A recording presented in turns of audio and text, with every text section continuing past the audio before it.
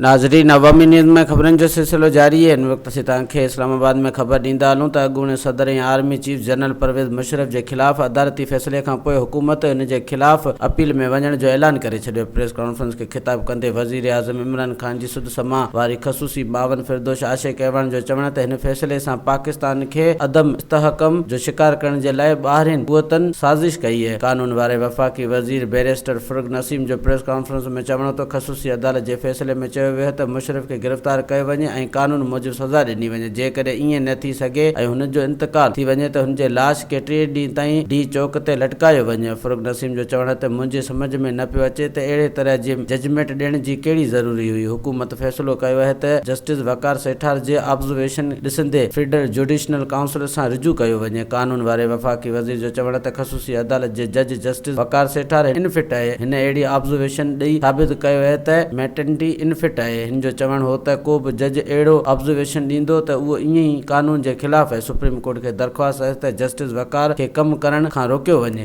वधीक ख़बरनि ऐं तफ़सील जे लाइ विज़िट कयो असांजी वेबसाइट awamiNewsHD.com ऐं ॾिसंदा रहो अवामी।